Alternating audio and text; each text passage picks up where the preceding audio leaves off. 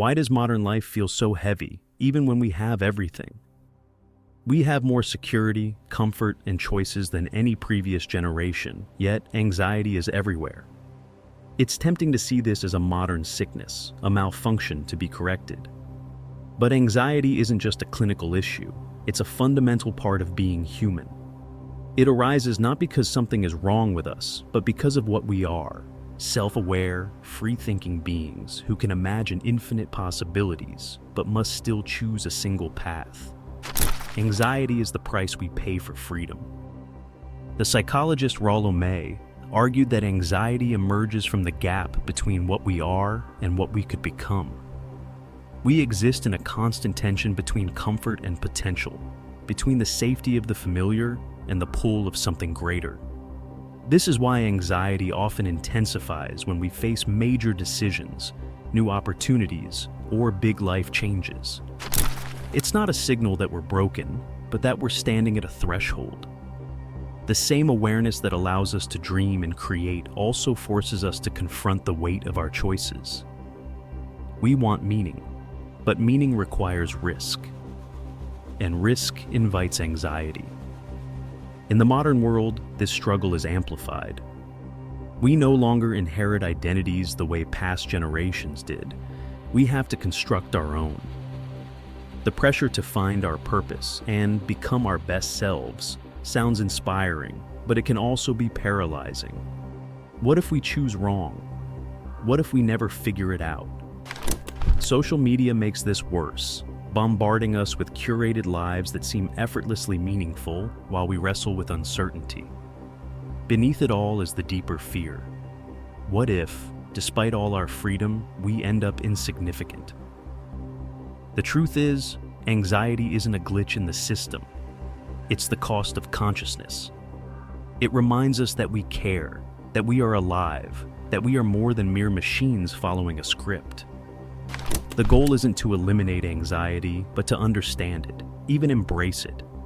The fact that life is open-ended is terrifying, yes, but it also means that nothing is set in stone. Anxiety isn't the enemy, it's proof that we have a choice. Anxiety is inevitable, but not all anxiety is the same. Rollo May made a crucial distinction: normal anxiety and neurotic anxiety. Normal anxiety is a natural response to life's challenges. It's proportionate to the situation and pushes us to grow. Neurotic anxiety, on the other hand, is excessive, paralyzing, and often disconnected from real threats. It doesn't push us forward. It traps us in avoidance. The difference isn't just in intensity, it's in function. One forces us to engage with life, the other compels us to retreat from it. Think about the nerves before a big decision: choosing a career, moving to a new city, committing to a relationship. That's normal anxiety. It's uncomfortable but necessary, a sign that you're stepping into something meaningful. Now, contrast that with the person who's stuck in perpetual indecision, paralyzed by the fear of choosing wrong. Instead of engaging with life, they analyze every possibility to death, hoping to eliminate all uncertainty before acting. This is neurotic anxiety. It doesn't prepare you for life's challenges. It keeps you from facing them at all. As Rollo May put it, the person who has never been anxious has never truly lived. The goal isn't to eliminate anxiety, but to learn how to live with it in a way that expands rather than shrinks your existence. The so-called modern anxiety epidemic isn't just about social media or information overload, it's about avoidance. We've built a culture obsessed with comfort and distraction, one that provides endless ways to numb ourselves from life's demands. But avoidance doesn't resolve anxiety. It mutates it.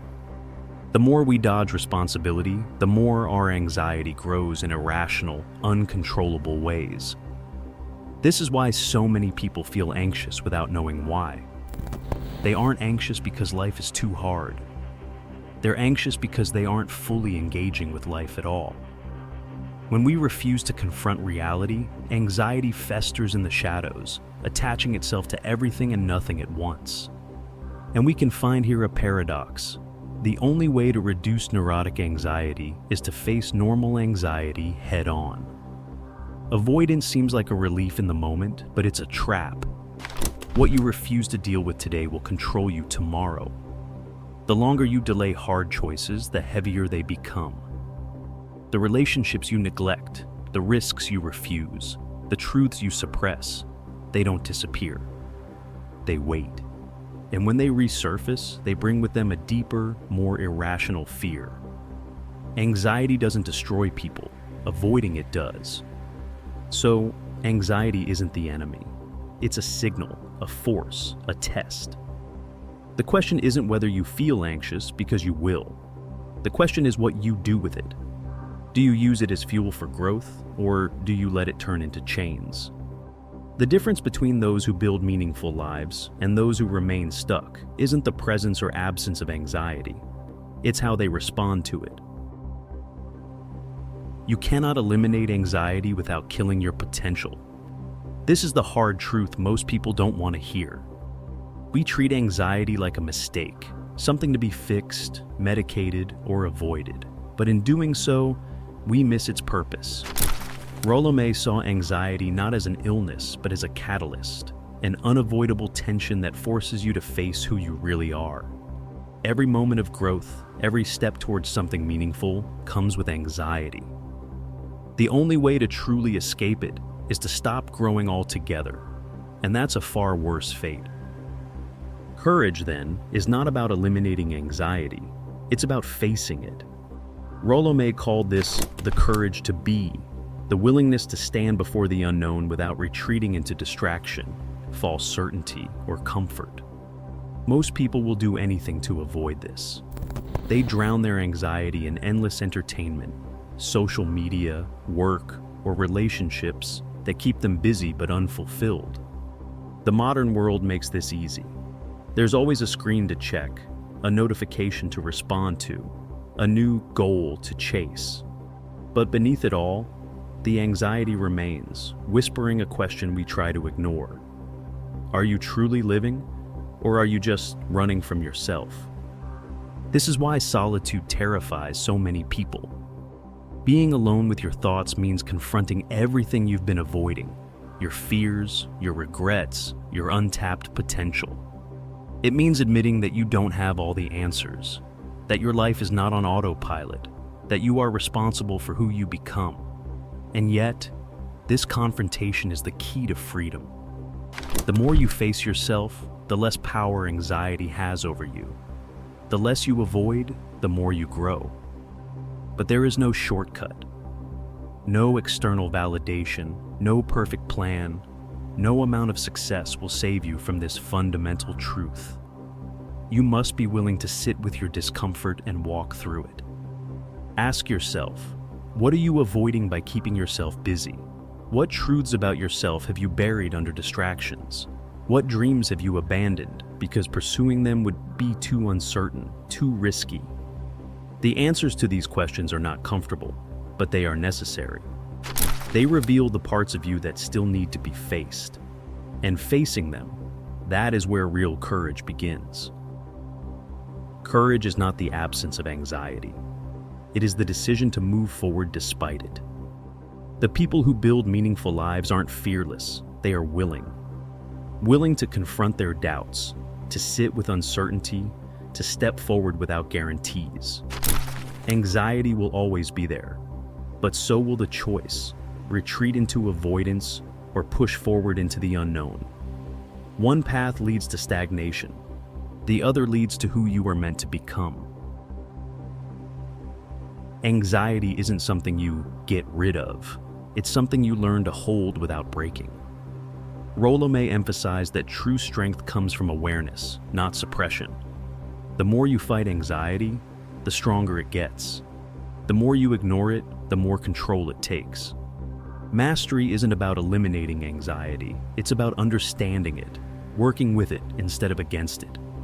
This means sitting with discomfort, recognizing its patterns, and refusing to let it dictate your life. Most people either try to crush anxiety with brute force or numb it with distractions. Both approaches fail. The real path is counterintuitive. You must allow anxiety to exist without letting it consume you. So, how do you do this? First, accept uncertainty.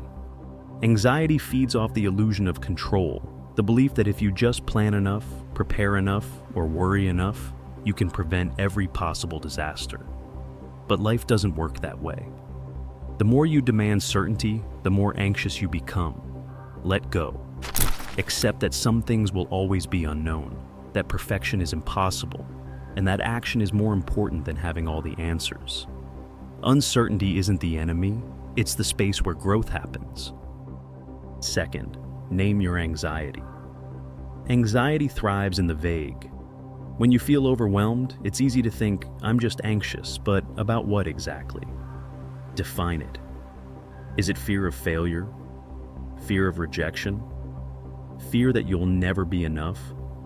The moment you put it into words, its grip weakens. As May put it, anxiety is the human being's basic reaction to a danger to his existence, or to some value he identifies with his existence. The more precisely you name the threat, the more you can see it for what it is, often exaggerated, often manageable, always survivable. Third, engage with life. Anxiety feeds on avoidance. The more you run, the bigger it gets. You don't reduce anxiety by thinking your way out of it. You reduce it by acting in spite of it. Say what needs to be said. Take the risk you've been avoiding. Make the decision you've been postponing. Every time you confront what scares you, anxiety shrinks. Every time you avoid, it grows. I repeat this because it really is that simple. And yet, most people stay stuck in endless management, trying to handle their anxiety instead of moving through it. So ask yourself, what would your life look like if you faced your fears instead of managing them? If you stopped making anxiety the problem and started making avoidance the real issue? Anxiety only becomes unmanageable when you refuse to engage with reality. The goal isn't to feel safe all the time. It's to become the kind of person who can handle uncertainty, discomfort, and fear without retreating. Mastery isn't about never feeling anxious. It's about never letting anxiety make your choices for you. Anxiety is not a weakness, it is a creative force. Rollo May saw anxiety not as something to be cured, but as something to be used. It sharpens perception, fuels intelligence, and pushes us beyond mediocrity.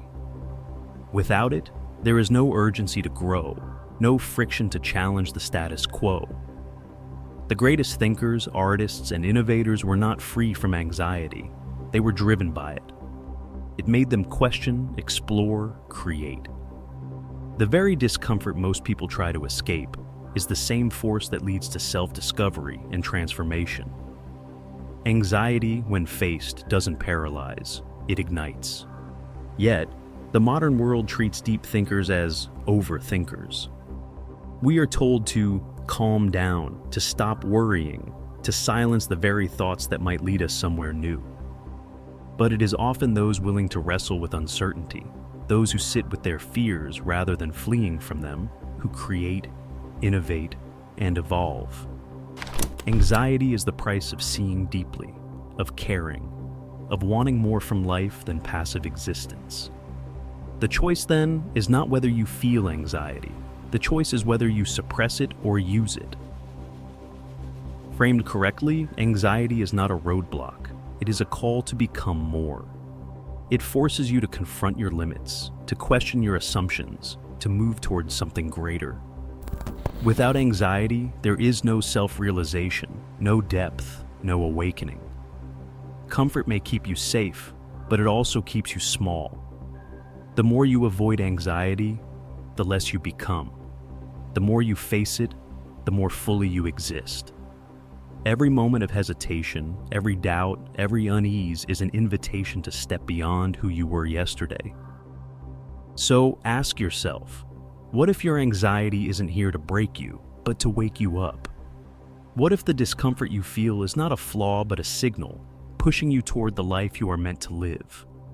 Anxiety, when met with courage, is the birthplace of transformation.